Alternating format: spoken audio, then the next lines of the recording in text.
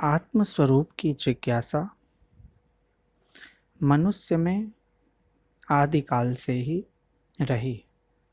इसको जानना मनुष्य का सबसे बड़ा पुरुषार्थ कहा गया है।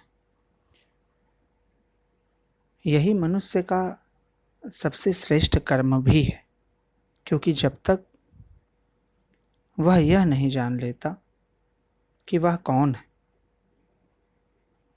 उससे पहले उसके समस्त कर्म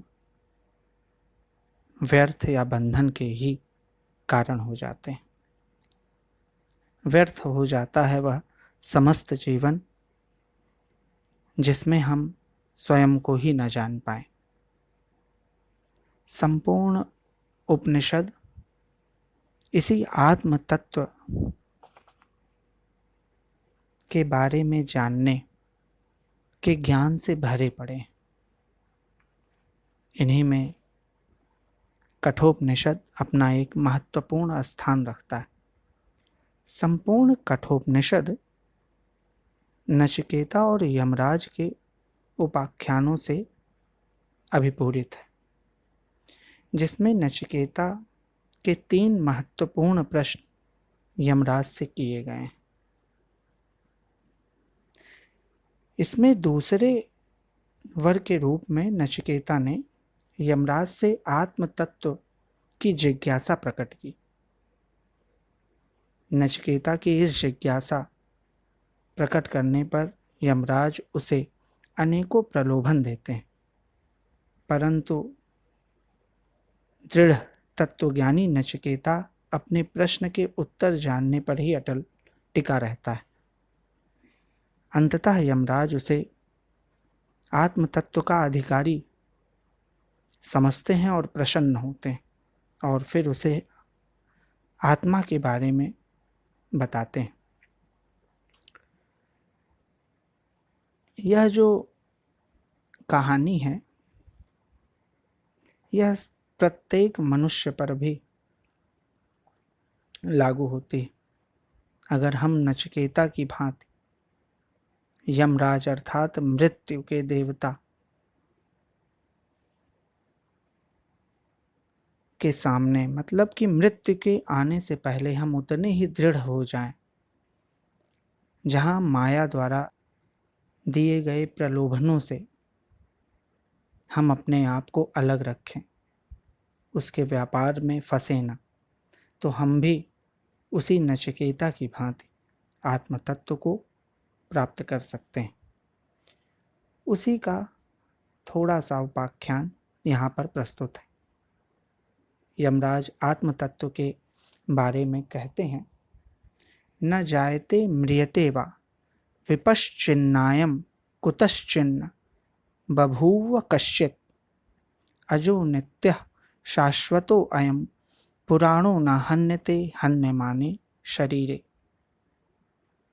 अर्थात नित्य ज्ञान स्वरूप आत्मा ना तो जन्मता है और ना मरता ही है।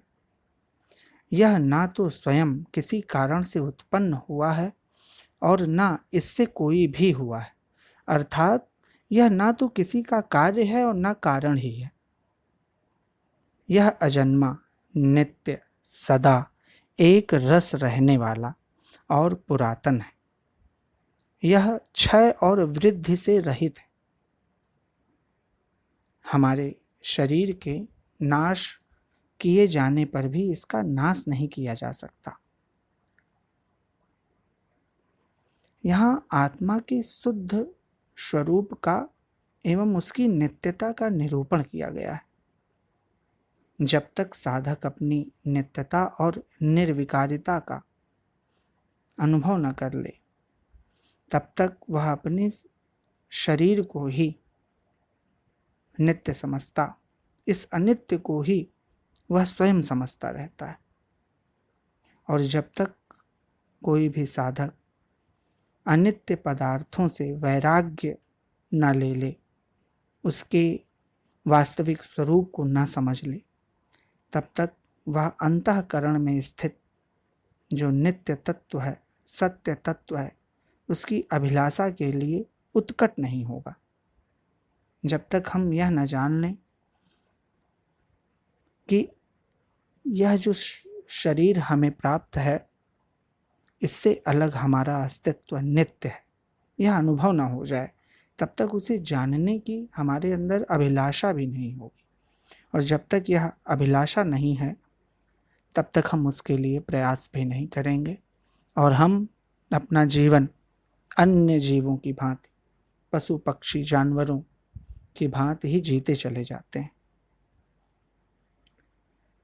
इसी क्रम में यमराज ने नित्य शुद्ध आत्मा के स्वरूप पर प्रकाश डाला और नचिकेता को यह बताने का प्रयास किया है कि शरीर से अलग जो एक तत्व है वह है।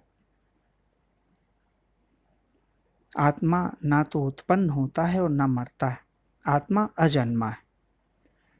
जन्म तो शरीर का होता है और वह अनित्य है, नश्वर है। सभी अनित्य जो वस्तुएं हैं वह विकार को प्राप्त हो जाती।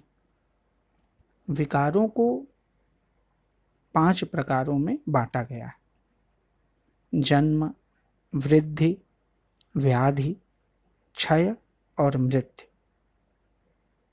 यह 5 विकार जहां भी हैं वह समस्त चीजें अनित्य हैं और आत्मा विकार रहित है।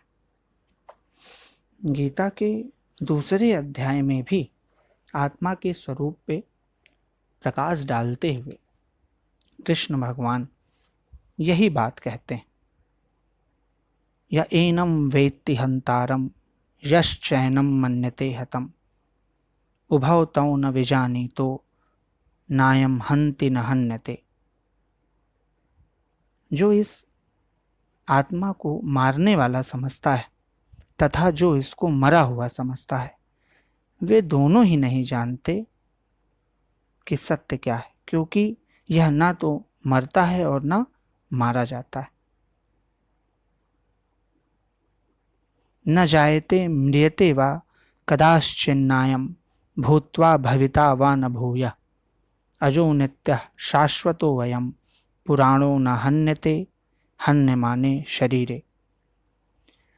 यह न कभी जन्मता है और न कभी मरता ही है, अथवा यह एक बार होकर फिर नहीं होता। यह जन्म रहित, नित्य, शाश्वत तथा सनातन है। शरीर में पर भी यह नष्ट नहीं होता। तो स्थिति क्या होती, इस पर भी गीता में आगे प्रकाश डाला गया है कि स्थिति वैसे ही है जैसे कि हम पुराने कपड़ों को बदल देते हैं। वाशांसि जीर्णानि यथा विहाय नवानि गृह्णाति नरोपराणि तथा शरीराणि विहाय जीर्णा अन्यानि संयाति नमानि देहि। जिस प्रकार मनुष्य जीर्ण वस्त्रों को त्याग कर दूसरे नए वस्त्र ग्रहण कर लेता है, उसी प्रकार यह आत्मा देही जीर्ण शरीर को त्याग करके दूसरे नए शरीर को प्राप्त होती। कठोपनिषद में नचिकेता को समझाते हुए यमराज सत्य स्वरूप आत्मा के बारे में कहते हैं कि ये ना कभी उत्पन्न होता है और ना ही कभी मरता है। बस अविद्या के कारण यह जीवात्मा शरीर, मन, बुद्धि से अपने आप को तादात्म्य स्थापित कर लेता है, एकात्मता ले आता है, जिससे यह अपने सत्य स्वरूप के प्रति अनजान हो जाता है और अपने आप को सीमित समझने लग जाता है। वास्तव में शरीर नश्वर है और आत्मा तो नित्य है। हंता चेन्मन्यते हन्तु हतश्चेन्मन्यते हतम उभौ तौ न विजानीतो नायम हन्ति न हन्यते। यदि कोई मारने वाला आत्मा को मारने का विचार करता है और मारे जाने वाला व्यक्ति अपने को मारा गया समझता है, तो दोनों ही अज्ञानी हैं और अपने आत्मस्वरूप को नहीं जानते, क्योंकि यह ना तो मरता है और ना मारता है।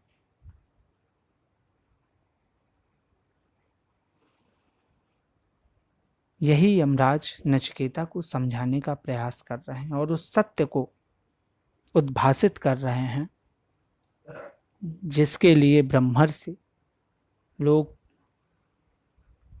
बहुत कठोर तपस्या करते हैं और उसके बाद यह सत्य जान पाते हैं।